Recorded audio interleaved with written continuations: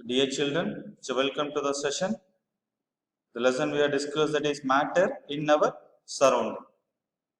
Let me recap what we discussed in the previous classes. In previous classes we discussed about solid, liquid and gases. So what are the properties and how we can differentiate the solid, liquid and gases with various properties, and we will discuss some questions. And now we are going to discuss the new topic, that is, can matter change its state? So before going to the topic, we will discuss some questions. The questions are, what happens inside the matter during this change of state? So what happens inside the matter during this change of state? And second question is, what happens to the particles of matter during the change of state? The first is, what happens inside the matter during the change of state, and second is, what happens to the particles of matter during the change of state. And third question is, how does this change of state take place? So these are the three questions you have to discuss. So before going to the topic, let me see one example. First you will take the ice cube. The ice cube is in the solid state. So when we increase the temperature, the solid of that ice cube is converted to water. It is in the liquid state, and when we heat the water will be converted to water vapor. So it is in the gaseous state. So this solid to liquid and liquid to gases. So this conversion is known as interconvertible. So this conversion is known as interconvertible. The solid is converted to liquid, and further the liquid is converted to gaseous state. So this is known as interconvertible.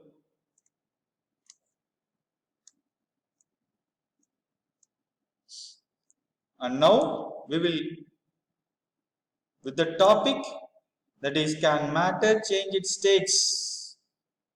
So with that we will discuss the two concepts. The first concept is effect of change of temperature, and second concept is effect of change of pressure. The first is effect of change of temperature, and second is effect of change of pressure. First we will discuss the effect of change of temperature. You just take the ice cube in one vessel, and that ice cube we have to dip the thermometer to measure the temperature, and in the bottom we have to keep the Bunsen burner to heat the ice cube. So let me notice some temperature.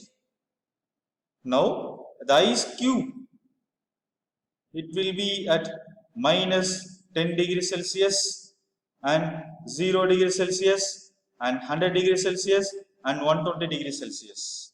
Now the ice cube is in the minus 10 degrees Celsius, and now when we heat the ice cube, it will be converted to, the ice cube is converted to water. The solid state is converted to liquid state. Here note down the temperature. The temperature, it will be minus 10 degrees Celsius to 0 degrees Celsius. The temperature is increases. At the solid state, the temperature, it will be minus 10 degrees Celsius. So when we heat the ice cube, it will be converted to 0 degrees Celsius. the temperature is increases, and at the certain time, sometime it will be kept the temperature at 0 degrees Celsius. So this straight curve indicates that the temperature does not change during the time. So that's a straight line will be there. And after, when we heat, the temperature it will increases at 100 degrees Celsius. At 100 degrees Celsius, the liquid state of water is converted to gaseous state. At what temperature? At 100 degrees Celsius. So after that 100 degrees Celsius, there is a straight line will be there. So at that straight line, the temperature does not increases. So at 0 degrees Celsius, the solid state is converted to liquid state. At 100 degrees Celsius, the liquid state is converted to gaseous state. You can see here. So at 0 degrees Celsius, the ice cube is converted to water. The solid state is converted to liquid state. At what temperature, children? At 0 degrees Celsius. And at 100 degrees Celsius, the water is converted to vapor. That is, liquid state is converted to gaseous state. At what temperature? At 100 degrees Celsius. So when we see the ice cube here, so when we heat the ice cube, so what will happen? The kinetic energy of particles increases. That ice cube, the kinetic energy, the movements, the kinetic energy of the particles, it will be increases. When we increase the temperature, the kinetic energy of the particles is increases. And so these ice cubes, the particles start vibrating with greater speed. It will start vibrating. And energy supplied by heat overcomes the force of attraction between the particles. So here the energy is supplied by heat. So with that, the force of attraction, it will overcome. The force of attraction of the particles, it will be overcome. And the particles leave their fixed position and start moving more freely. So when we increase the temperature, so what will happen? The kinetic energy increases and it will start vibrating with a greater speed. And so when we apply the heat,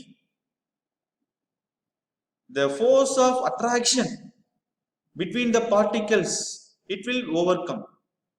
And after that, the particles, it will leave their fixed position and start moving freely. It will start moving freely. And a stage is reached. So at the particular stage is reached when the solid melts and converted to a liquid state. At a particular stage, the solid melts and is converted to liquid state. So the solid is converted to liquid state. So that conversion is called melting point. That is the temperature at which a solid melts to become a liquid at atmospheric pressure is called its melting point. So melting point is nothing but the temperature at which the solid melts to become a liquid at the atmospheric pressure is called melting point. So the melting point of water, it will be 0 degrees Celsius.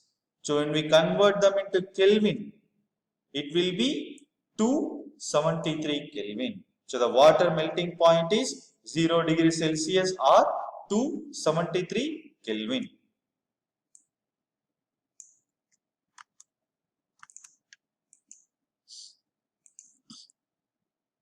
And next is, so this process of melting of solid state to liquid state is called fusion. So fusion is nothing but the process which is taken, the solid state is converted to liquid state is called fusion. The solid is converted to liquid is known as fusion. So you must have observed during the experiment of melting that the temperature of the system does not change after the melting point is reached till all the ice melts. And this happens even though we continue to heat the beaker, that we continue to supply heat, and this heat gets used by in changing the state by overcoming the force of attraction between the particles. So after that, the heat is absorbed by ice, so without showing any rise in temperature. So this is, so with that you can see here, so this is T1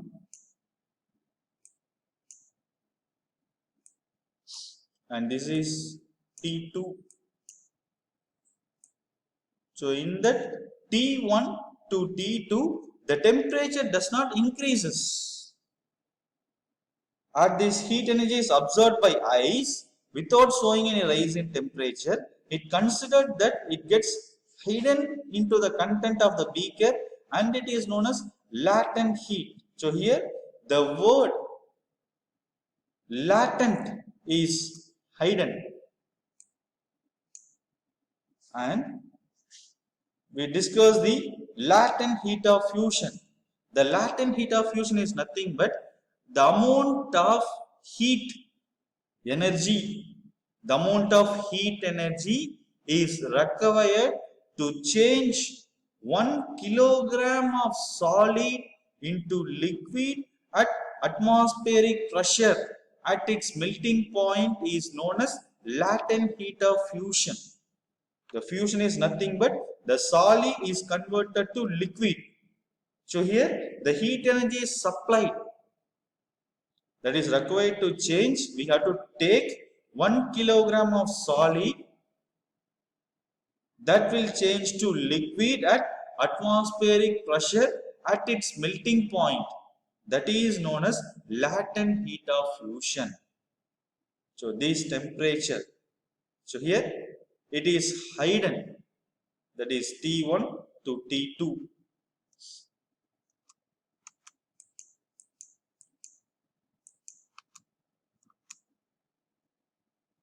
Okay children, so see you on next session. Thank you.